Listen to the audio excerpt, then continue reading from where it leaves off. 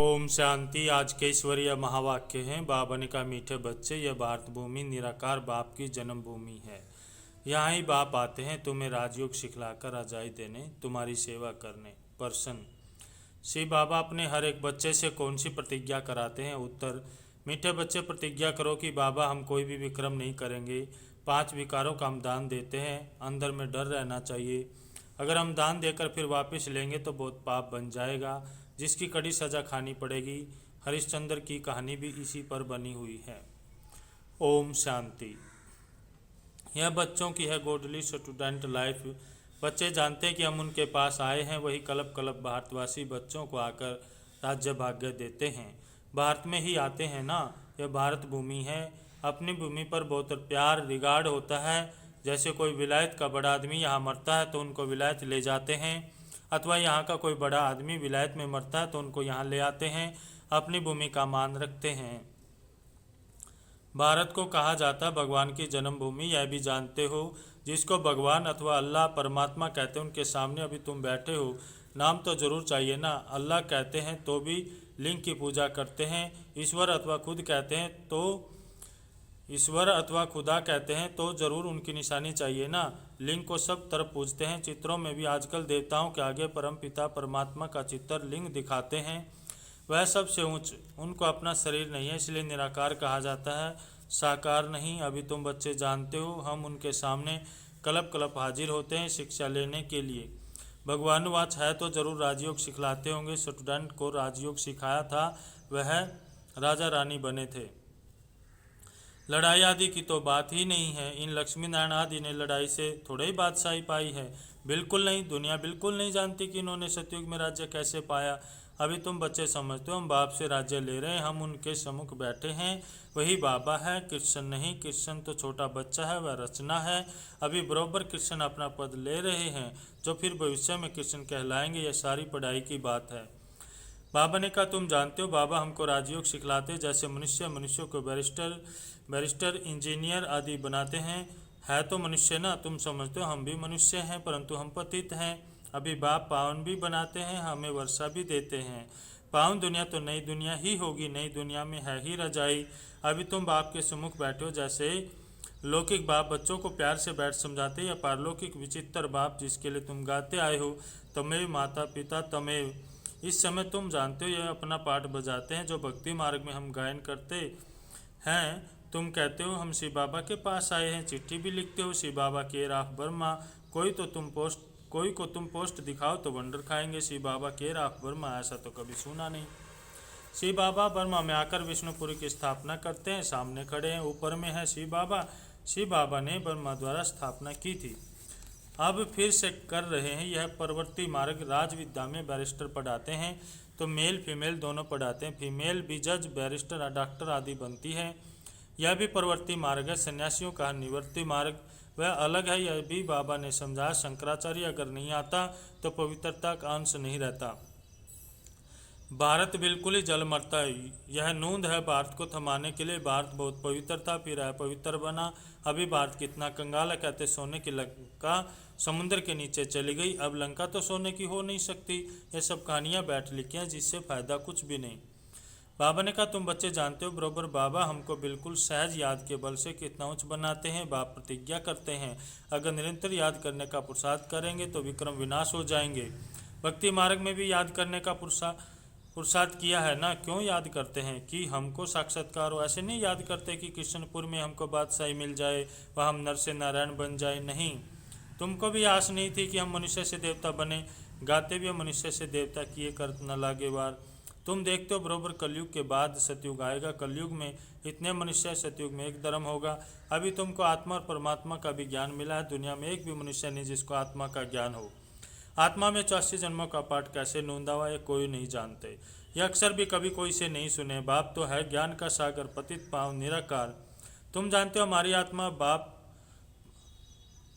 हमारी आत्मा अब पाप आत्मा से पुण्य आत्मा बन रही है। सतयुग में तो सब पुण्य आत्माएं हैं, यहाँ पाप आत्माएं। ऐसे नहीं कि बहुत दान पुण्य करने वालों को पुण्यात्मा कहा जाता, नहीं। पुण्यात्मा होते ही हैं सतयुग में। यहाँ जो मनुष्य दान पुण्य करते हैं उनको पुण्यात्मा समझते हैं। वहाँ तुमको दान पुण्य आदि करने की दरकार नहीं रहती। वहाँ गरीब कोई होता ही नहीं, तुम वहाँ सदैव के लिए पुण्यात्मा हो ही तुम। तन मन धन सब बेहद के बाप अर्थ देते हो, जिसको बलिहार जाना कहा जाता है। बाप कहते पहले मैं बलिहार जाता हूँ व तुम, बाबा कहते पहले तुम बलिहार जाते हो तब फिर 21 जन्मों के लिए बलिहारी मिलेगी। यह बातें अभी तुम अच्छी रीति समझते हो, डायरेक्ट सुनते हो। घर में रहते हो तो वहाँ मुरली आती है, दूर से सुनते हो। अभी तो बाप के सम्मुख बैठे हो। बाप कहते बच्चों मैं तुम्हारा बाप भी हूँ। यहाँ अंधश्रद्धा की कोई बात नहीं, बाप भी है, टीचर भी है। बाप का बनने से वह शिक्षा देते हैं।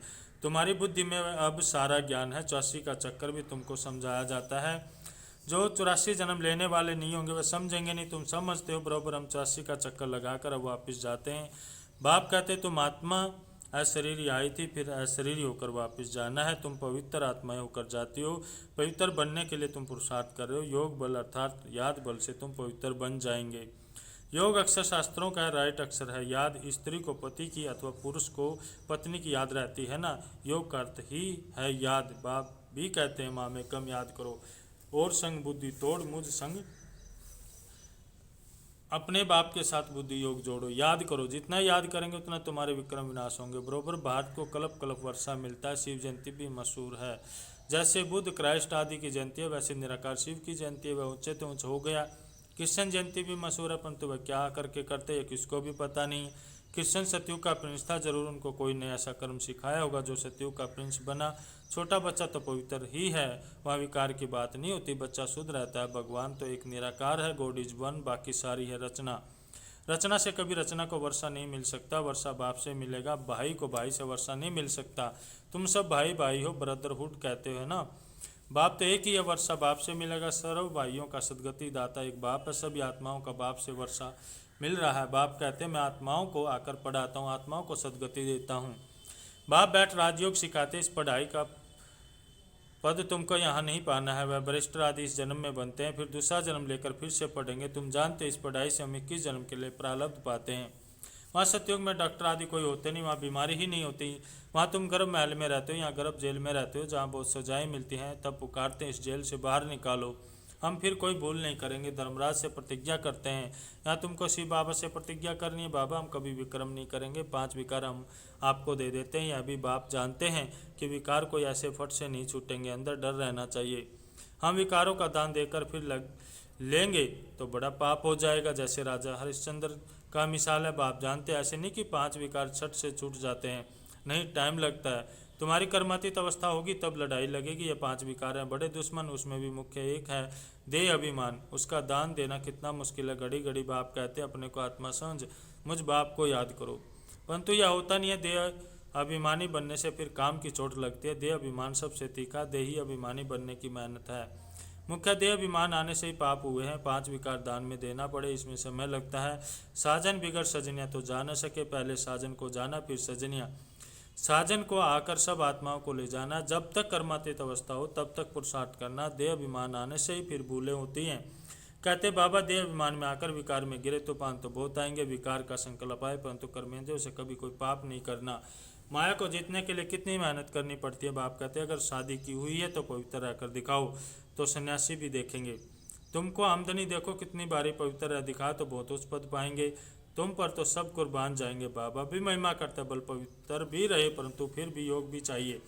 योग में ही घड़ी घड़ी विघ्न पड़ते हैं, देह अभिमान आ जाता, पवित्र रहते हैं। सो तो ठीक है, पवित्रता से ही पवित्र दुनिया में वर्षा पाएंगे, परंतु फिर माया भी जोर रखेगी।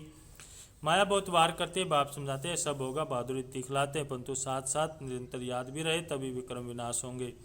रुस्तम जो बनते हैं उनको माया भी बहुत सताती है। याद में मुश्किल रह सकते हैं, जो रह सकते हैं उनसे अनुभव पूछना चाहिए, क्या समझते हैं, कैसे रहते हैं। याद में रहने से विक्रम विनाश होंगे, यह बात ही बिल्कुल न्यारी नहीं है। यहाँ बैठे हो तो नशा चढ़ा हुआ है। यह भी समझते हैं भगवान एक निराकार है, न कि कृष्ण। वास्तव में कृष्ण के लिए शास्त्रों में बातें लिख दी हैं, उखरी से बांधा यह किया वह कोई बातें हैं नहीं। यह भी उनकी गलानी करते हैं, इंसल्ट करते हैं। कृष्ण में तो कोई भी अवगुण नहीं था। चंचलता करना यह भी एक अवगुण है ना। कृष्ण तो बिल्कुल ही मर्यादा पुरुषोत्तम है। उनकी महिमा गाते सरगुण संपन्न गाया जाता है ना। गुरु ब्रह्मा गुरु विष्णु। बोलो गुरु तो हमारा है ही नहीं, हम इनको न तो गुरु न ईश्वर मानते, पतित पावन तो एक ही निराकार है ना। साकार गुरु कोई पतित पावन हो न सके। इस समय तुम परमपिता परमात्मा की सारी जीवन कहानी को जानते हो। 5000 वर्ष में शिव बाबा का क्या पाठ बजता है यह तुम जानते हो बाप द्वारा। नॉलेजफुल तो बाप है ना, सुख शांति आनंद का सागर है, महिमा उनकी है, बाप के पास खजाना है तो जरूर बच्चों को भी देते होंगे ना। अच्छा मीठे मीठे सिके लदे बच्चों प्रति माता पिता बाप दादा का याद प्यार और गुड मॉर्निंग।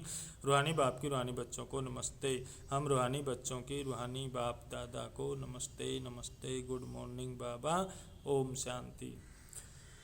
धारणा के लिए मुख्य सार है। नंबर 1, कर्मातीत अवस्था को प्राप्त करने के लिए इन कर्मेंद्रियों से कोई भी भूल नहीं करनी है। पवित्र रहने के साथ साथ याद में भी मजबूत होना है। नंबर 2, सदा पुण्यात्मा बनने के लिए तन मन धन से बाप पर बलिहार जाना है। एक बार बलिहार जाने से 21 जन्म के लिए पुण्यात्मा बन जाएंगे। आज का वरदान है, उपराम और एवरेडी बन बुद्धि द्वारा शरीरीपन का अभ्यास करने वाले सर्व कलाओं में संपन्न भव। उपराम और एवर रेडी बन बुद्धि द्वारा शरीरीपन का अभ्यास करने वाले सर्व कलाओं में संपन्न भव। जैसे सर्कस में कला दिखाने वाले कलाबाज का हर कर्म कला बन जाता है, वे कलाबाज शरीर के कोई भी अंग को जैसे चाहे जहाँ चाहे जितना समय चाहे मोल्ड कर सकते हैं। यही कला है। आप बच्चे बुद्धि को जब चाहो जितना समय जहाँ स्थित करना चाहो वहाँ स्थित कर लो। यह सबसे बड़ी कला है। इस कला से 16 कला संपन्न बन जाएंगे। इसके लिए ऐसे उपराम और एवरेडी बनो जो आर्डर प्रमाण 1 सेकंड में अशरीरी बन जाओ, युद्ध में समय न जाए। स्लोगन, सरलता और सहनशीलता के गुण को धारण करने वाले ही सरलता और सहनशीलता के गुण को धारण करने वाले ही सच्चे स्नेही और सहयोगी हैं। ओम शांति।